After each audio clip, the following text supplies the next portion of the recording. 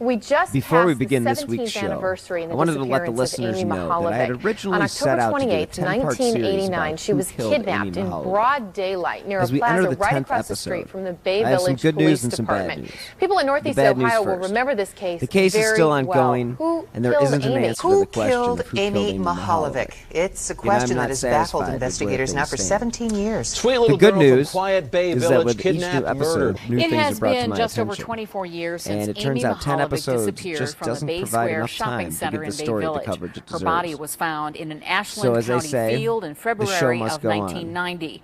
until Through we the get years, closer several to the possible answer suspects have of been who looked at, but killed there has never Amy been an Mihaljevic. arrest. Over the past 25 years, Previously investigators conducted on Who thousands of Killed interviews but Amy couldn't Mihaljevic. close the case. The killer knew so much about the family.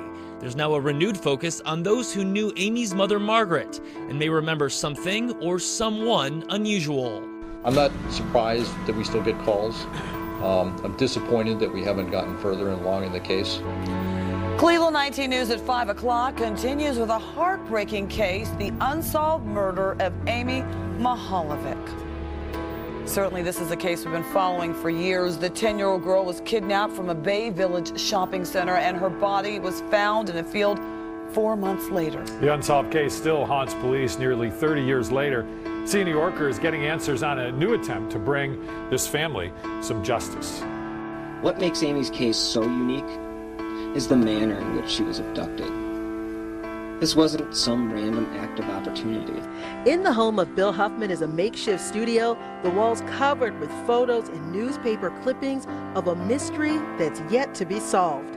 And welcome to episode 1 of the Who Killed Amy Mihaljevic podcast.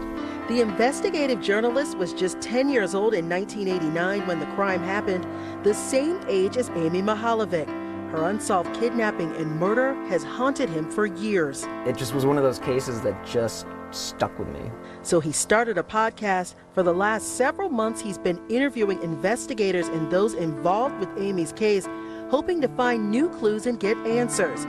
He tells me one of his most difficult conversations was with Amy's father, Mark. It's one thing to see a missing poster, and it's another thing to meet the father of the daughter. Tell us, why do you think this story resonates with people all over the world? Well, I just think Amy's case is so unique, and basically it boils down to the way that she was abducted. Most abductions aren't part of a ruse. Amy was called at home. You know, potentially this person knew that she was home alone. There are 10 episodes, and every Friday Huffman will release one up until the anniversary of the day Amy went missing, October 27th. Any little bit of extra information, any tips that come in that could be generated from this podcast, then the podcast has served its purpose. Getting Answers in Bay Village. Let the killer know that this community will never forget what he did that day, and remind him that we will one day find out who killed Amy Mihaljevic. See a New Yorker, Cleveland 19 News. Well, the podcast is available on all apps, including Apple, Google, and Spotify. If you have any tips about Amy Mihaljevic's murder, please call 1-800-CALL-FBI. That's 1-800-225-5324. We never gave up hope we would find her alive, but certainly, given her age, the circumstances, you know, the ever-growing duration of it, you know, you had less hope. But nobody gave up complete hope. It was always, those first 9 days, whatever it was, we were looking for Amy. After that, we were trying to solve a homicide. Right. So all resources went to finding her. And whatever we had to do to locate her, that's what. I am Bill Huffman, and welcome to episode 10 of Who Killed Amy Mihaljevic. On this week's episode, I will talk with James Renner, Special Agent Phil Torsney, Chief of Police Mark Spetzel, and Amy's father, Mark Mihaljevic. And we will discuss some of the different theories and suspects that have come up throughout the podcast. Please join me as we take a look back at some of the important information that has been brought to light throughout this show. There are some mysteries that you just can't shake, And the abduction of Amy Mihaljevic is one of those things that will forever be seared into the brains of the people of Northeast Ohio. I created this podcast to keep Amy's story in the public spotlight. I planned on making a show that would bring Amy's story to a generation that may not be aware of the tragedy that took place on October 27th. Since 2005, true crime author James Renner has been at the forefront of the Amy Mihaljevic case, and he even published his first book called Amy, My Search for Her Killer in 2006. We sat down a few months back and discussed who he thinks may have been responsible for the disappearance and murder of Amy Mihaljevic. And we also talk about how it was that he got involved in the case from the beginning. What year was it that you actually published the book, Amy, My Search for Her Killer? The book was published in 2006. Okay. And the way that came about was in 2005, I finally became a staff writer at Cleveland Scene.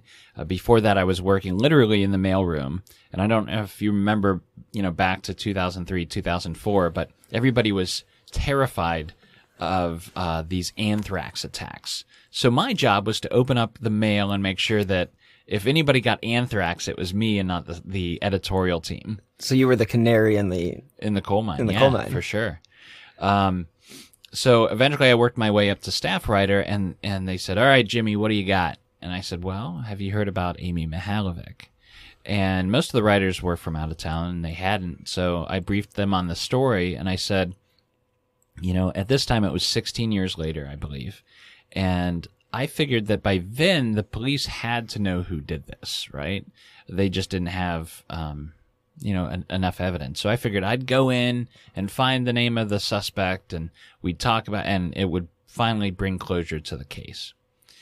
What I quickly discovered was that the reason this case has never been solved is there are too many men that had the means, motive, and opportunity to commit the crime. It has been over 12 years since James published his book about Amy Mihaljevic, and a lot of stuff has happened in those 12 years. So when we were sitting down and discussing the case, I wanted to know if there was anything significant that had occurred in the 12 years since the publication of his book.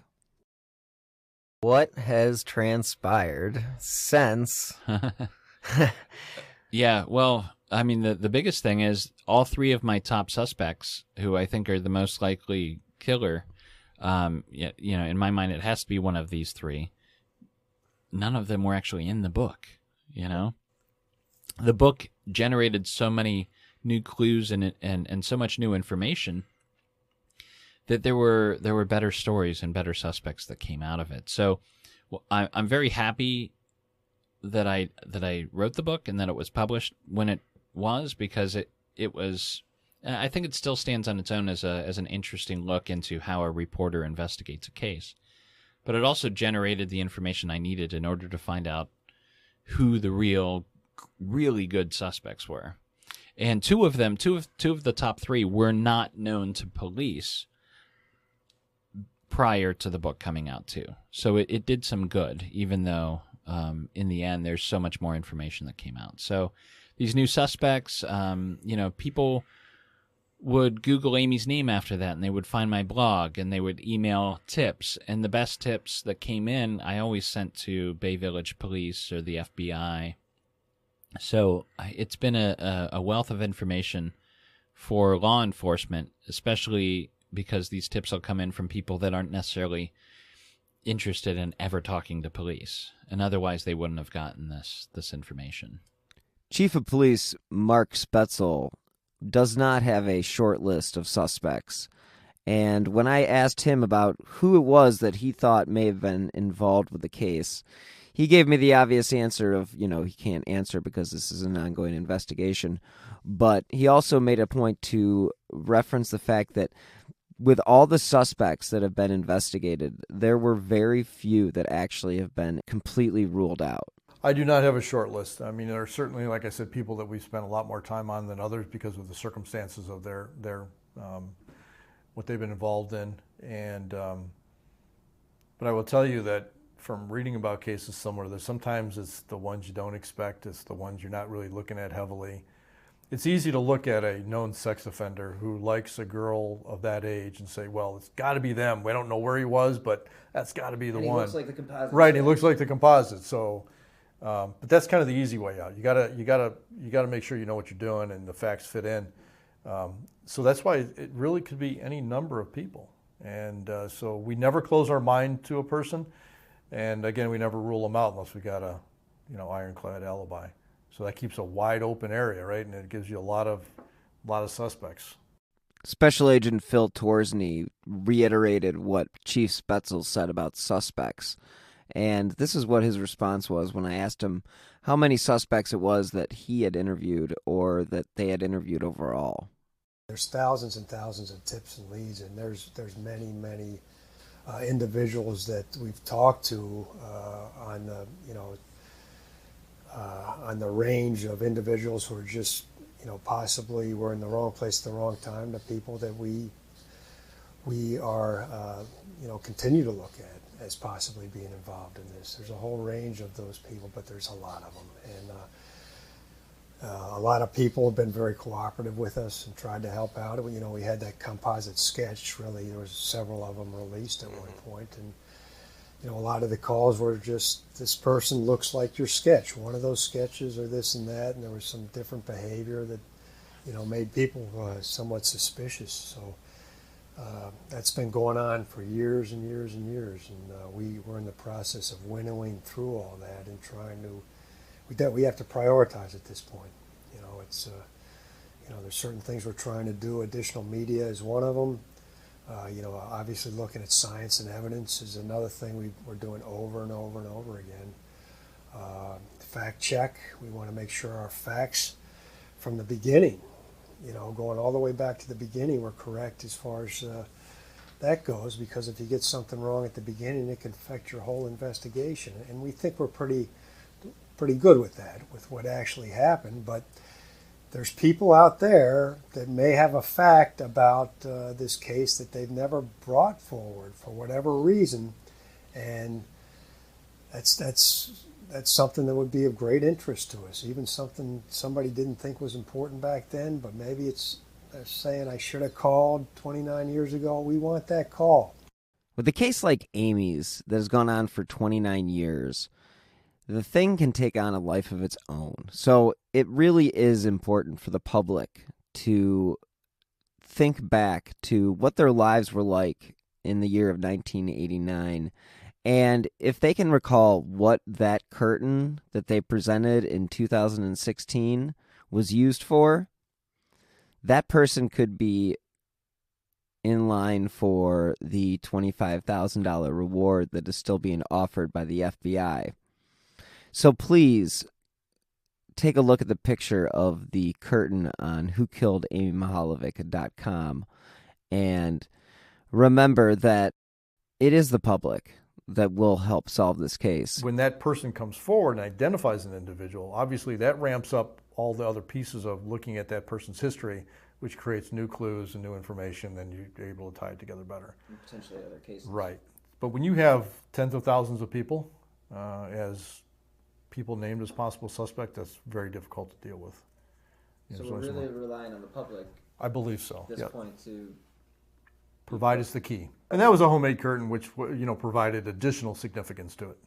It wasn't something you bought at JCPenney. If it was bought at JCPenney, would they be able to trace the barcode or the UPC and say okay, this is where it came from, or is that all just all TV? Nice to think that would happen, but very unlikely. Very unlikely. For example, we had fibers found, on her body, and those fibers were, FBI did a great job in analyzing those, but basically it came back to a Monsanto manufactured carpeting that there were literally, tons and tons and tons and tons of this distributed throughout the United States, and there's no way to track that.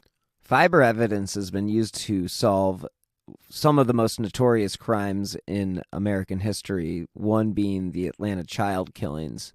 And this is what Chief Spetzel had to say about what fiber evidence can be. That's called class evidence, when you're able to compare, a fiber or something to another item like that. And that's not 100% like DNA. You know, DNA is pretty much, that's the way it is. But if you have a fiber that looks like this fiber and you're able to connect them to your suspect and your victim, that's great, but it's not conclusive enough to get a conviction. But it provides that thread to tie those together, and then you go from there. Now, you mentioned DNA. Do you have the killer's DNA? We do not.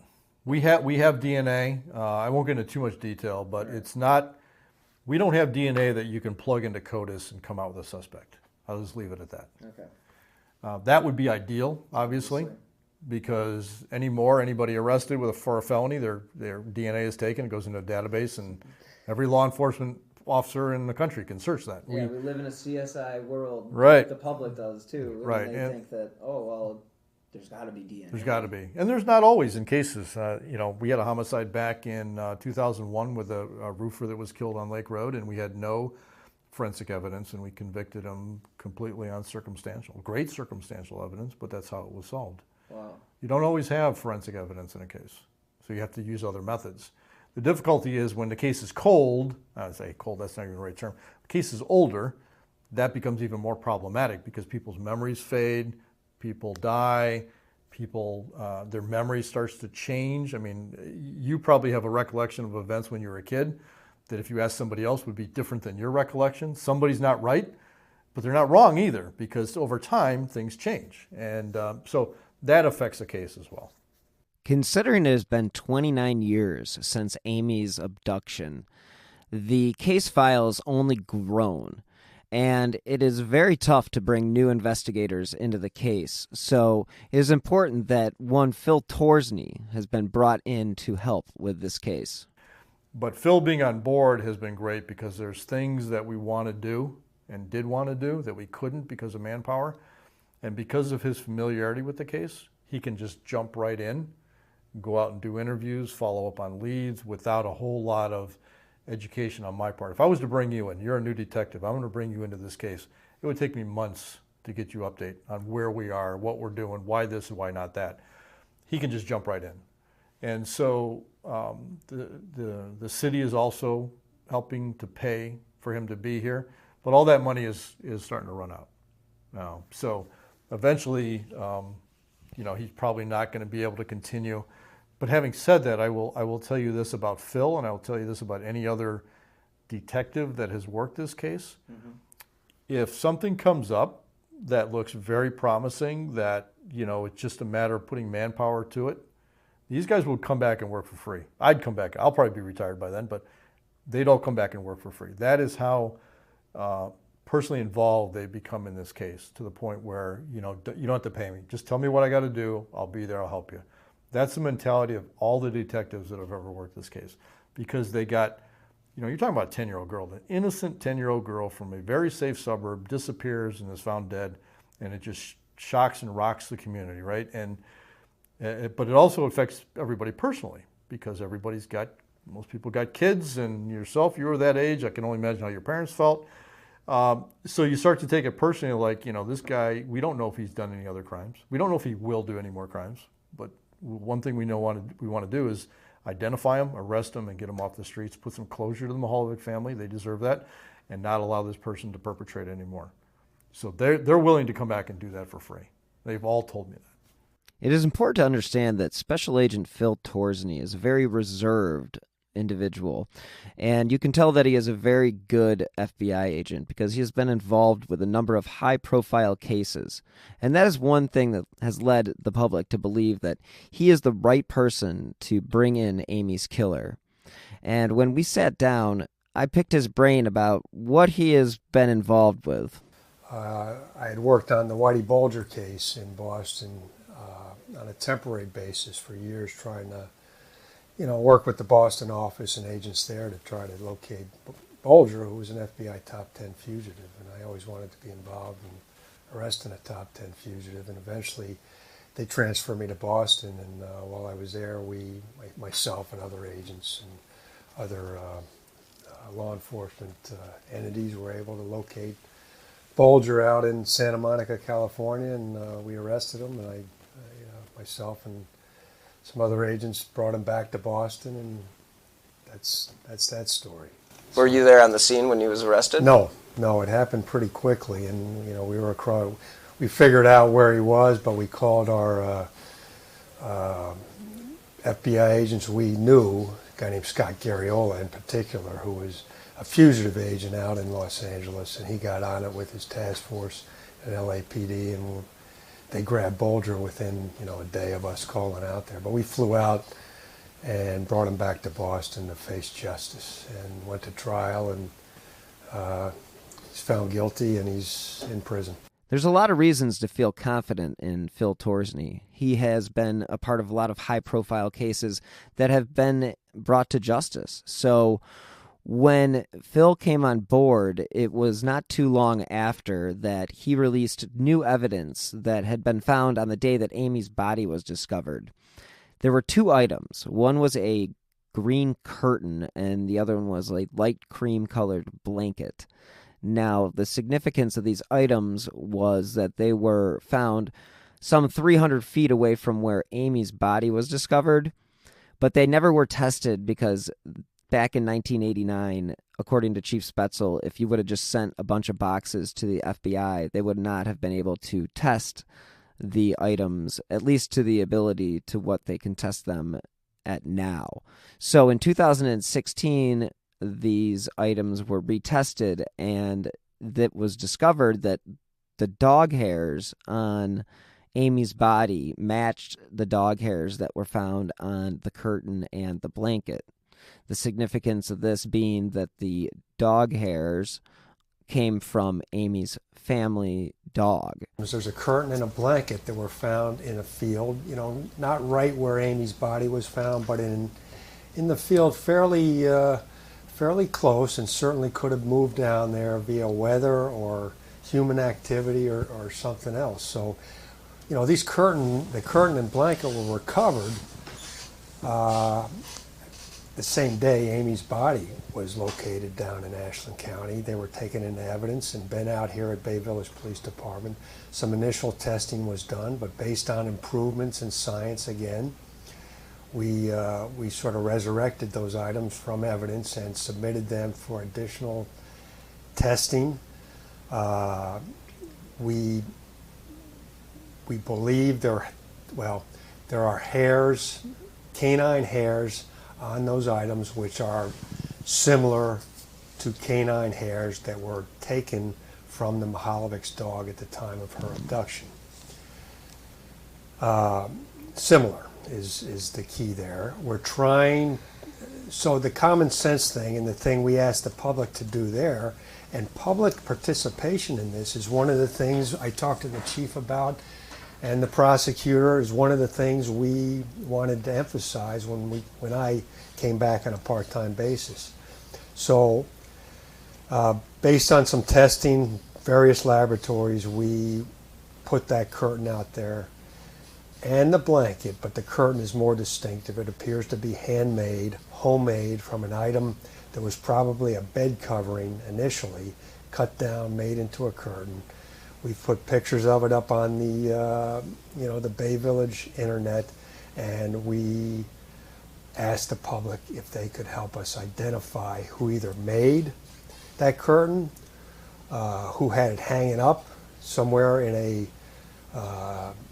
vehicle or a apartment, a barn, wherever that could have been, or somebody who recognized that curtain and can place it for us somewhere.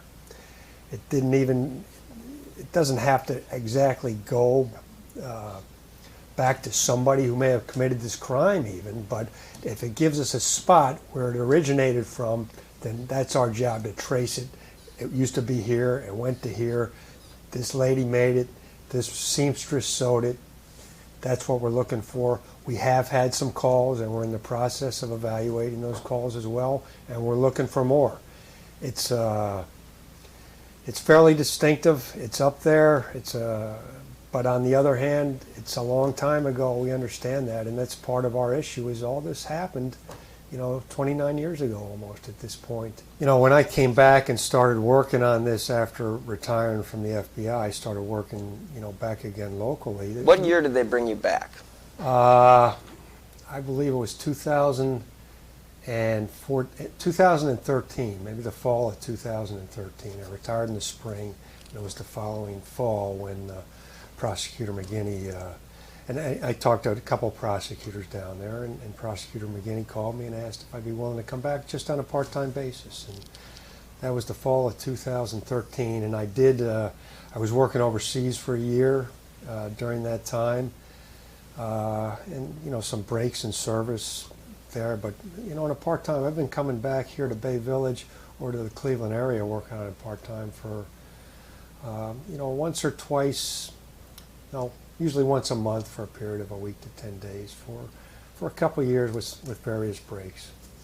And yeah, I'll put a picture of the curtain on the website. That'd be great. And, you know, it is a very distinct, you know, curtain or whatever it was used for. It definitely looks like something maybe out of a hotel, you know, duvet cover, some type of... Right, it has a distinctive, like, pattern to it from a bed cover. Look, maybe possibly originating from a bed covering, and we're still looking for somebody to recognize that thing. At least the transformation from a bed covering into a curtain, and it looks like it was cut down to a specific size, you know, to cover a certain area, maybe a doorway or maybe a opening in a vehicle or a truck or something possibly on a farm, a barn.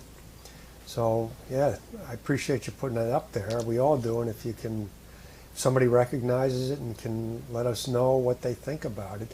It only, all these things, it just takes the right person, and I've said this before, to see it. And just because we've put it up before doesn't mean we shouldn't put it up again and get more publicity on it, and that's what we're trying to do.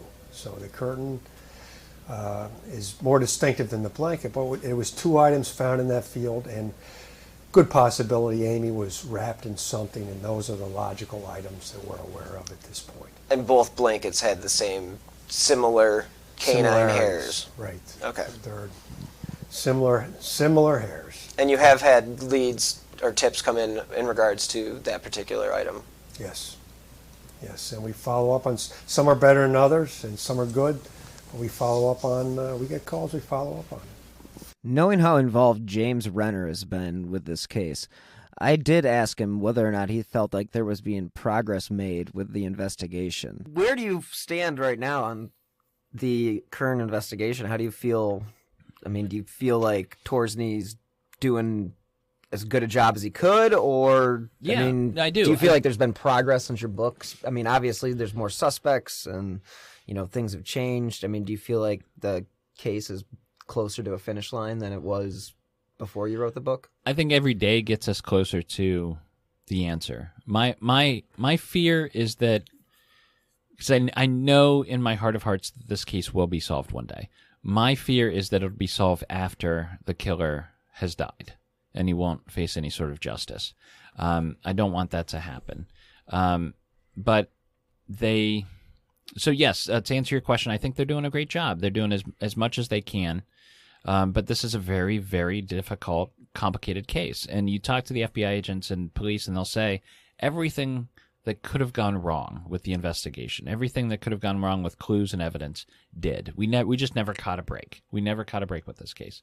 And Torsney is brilliant. You know, this is the guy that brought in Whitey Bulger. Right. You know, so if anybody can solve this case, it's him and Spetzel. Yeah, I mean, you see the pictures of him in his FBI, you know, vest and everything. I mean, he looks like the true FBI.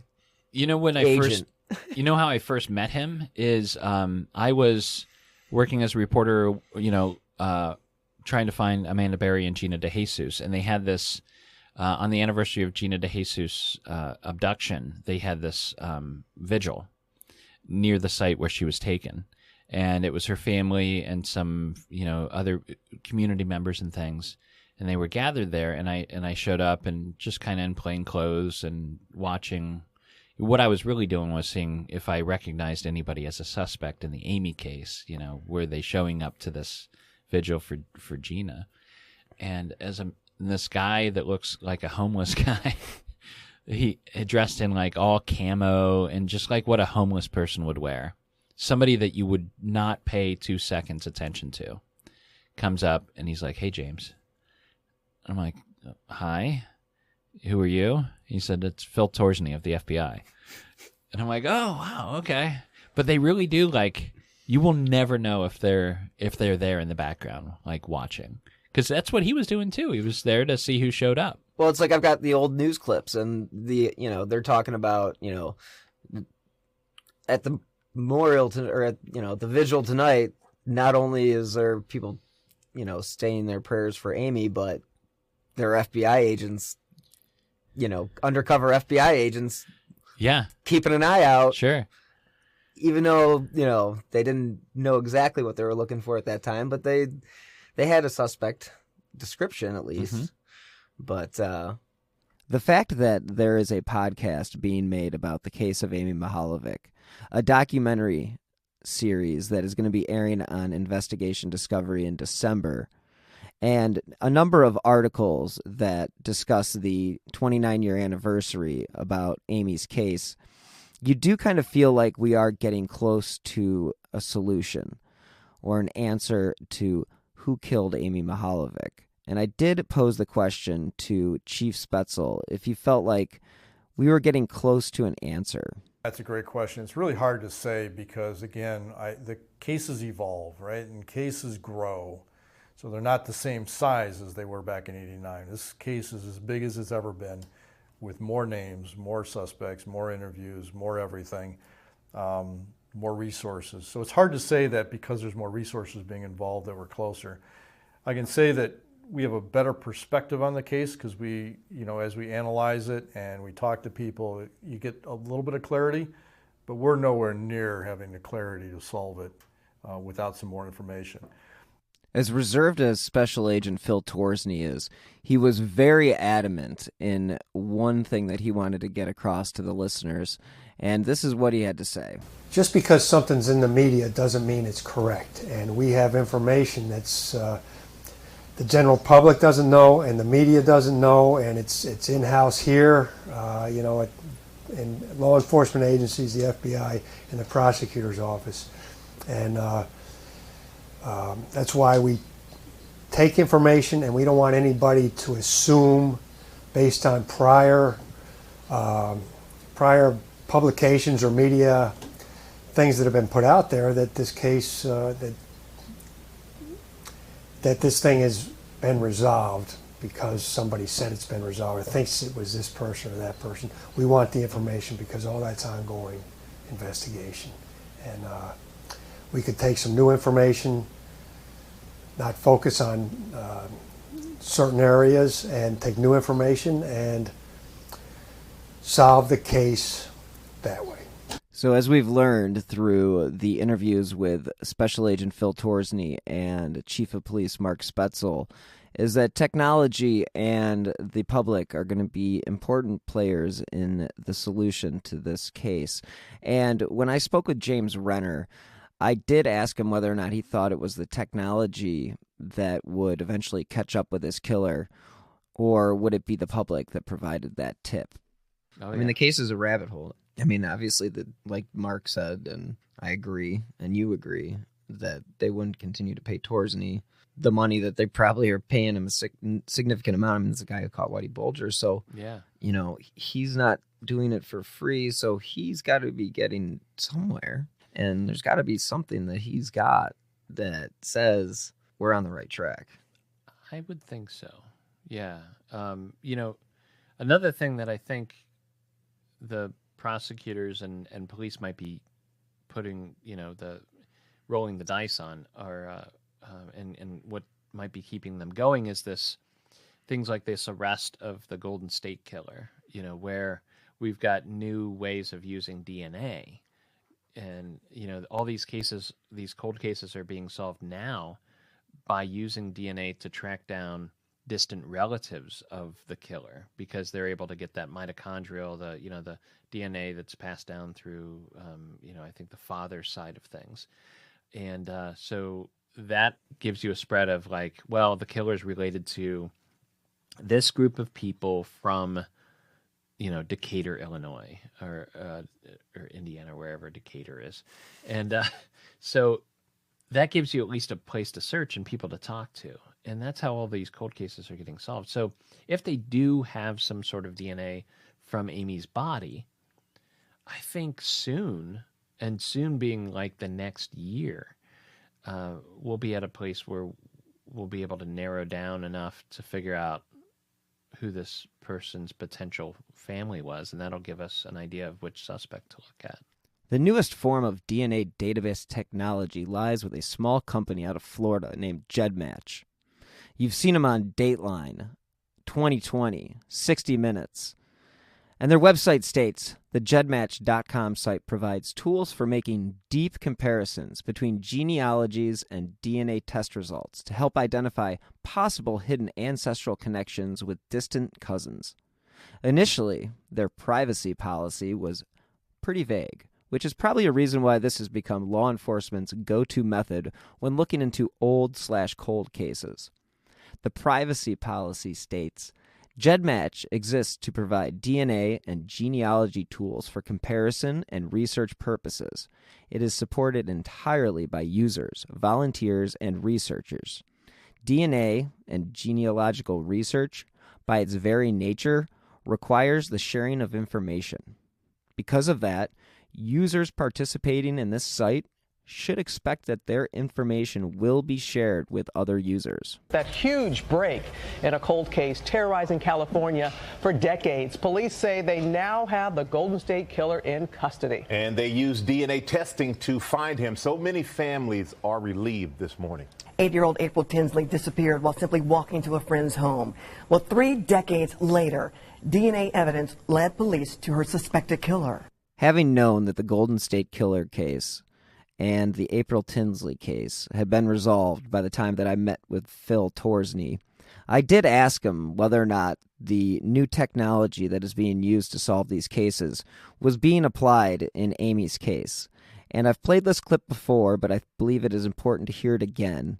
And this is what he had to say. And it should provide all the listeners and the community a little bit of hope. On the phone today with scientists, myself and some of the detectives, scientists from various organizations, in an effort to take what we have as far as science goes in this case and forensics goes in this case and move forward to something that might help us make an identification or a resolution. That's ongoing. It's going to be ongoing for the next, until we figure this thing out. If it takes years or maybe a couple days or a couple hours. But that's been a process that we've kept up with, I believe, as DNA has progressed, and we continue to keep up with that and make submissions, inquiries, in the hopes that science will help us resolve this case. I was told by James Renner about a decade ago that if you attach your name to this case, it's like opening Pandora's box, and you will forever be associated with Amy until the box can finally be closed. Renner has spent over a decade touting his theory and his book, and he isn't wrong when he says this case may be the most complex of any that he has investigated. I feel like the case is filled with so many red herrings that if you don't stick with the facts, you can end up speculating to the nth degree.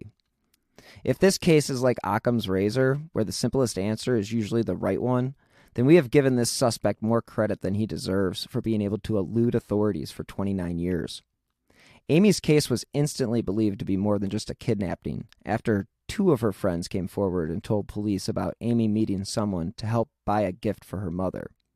This is where everything turned, and the missing girl became a girl who was lured by a phone caller. Since then, this case has taken on a life of its own. One thing that I have failed to mention throughout this podcast is the city of Bay Village and its history for ending up in the national press for less than ideal reasons. The name Sam Shepard may not mean much to some of the listeners, but to a large portion, this is the case that people always assimilate with Bay Village. You see, Dr. Sam Shepard was an American osteopathic who was convicted for the 1954 murder of his wife Marilyn Reese Shepard. The conviction was later overturned, and to make a long story short for now, is that the Shepard case became a national sensation on the level of O.J. Simpson, and only a week after his conviction was overturned, Dr. Shepard was sitting in a chair next to the one and only Johnny Carson on the Johnny Carson Show. He had become a national celebrity for all the wrong reasons. Dr. Shepard's case is one that has spawned a television show and an Academy Award-nominated blockbuster movie that starred Harrison Ford, both titled The Fugitive, that were loosely based on the Shepard murder. Bay Village is picturesque. It is a city that is nestled on the banks of Lake Erie and is home to just over 15,000 people. Lake Road is lined with multi-million-dollar homes, and while the rest of the city is a bit more modest, it still takes a pretty decent income to be able to raise a family. The city on a map is very narrow. The areas of commerce are few and far between. And the city is mostly known for its youth soccer programs, Bay Days, and having access to Huntington Beach. It's rather ironic, isn't it? I mean, we're a community of roughly 15,000 people, yet, you would think it's far more than that. But it really is what we think it is. It's a quiet, safe community, but bad things can happen. Bad things can happen anywhere. It's happened, we obviously had our share of homicides and other things happen. But as far as prominent stories, to have two major prominent stories come out of this, place in 60 years, it's kind of crazy. October 27th, 2018 will mark the 29th anniversary of Amy's abduction. It is important for the listeners to know that this case remains unsolved, and we need your help in order to help solve this case. Thank you again for listening to episode 10 of Who Killed Amy Mihaljevic. Stay tuned for next week's episode, episode 11, The City and the People. If you enjoy this independently produced podcast, please help support independent journalism by clicking on the donate button on the bottom left on whokilledamymihaljevic.com. Any amount is appreciated, and it helps keep this podcast running. If you could leave a review on Apple Podcasts or wherever you get your favorite podcasts, that will also help keep the show and Amy's story in the spotlight. You can contact the Bay Village Police Department at 440-871-1234 if you have any new information. The FBI is still offering a reward of up to $25,000 for information leading to the arrest and conviction of the individual or individuals responsible for the death of Amy Renee Mihaljevic. So anyone with information concerning this case, please contact the FBI at 1-800-CALL-FBI. Thank you again for listening, and be safe.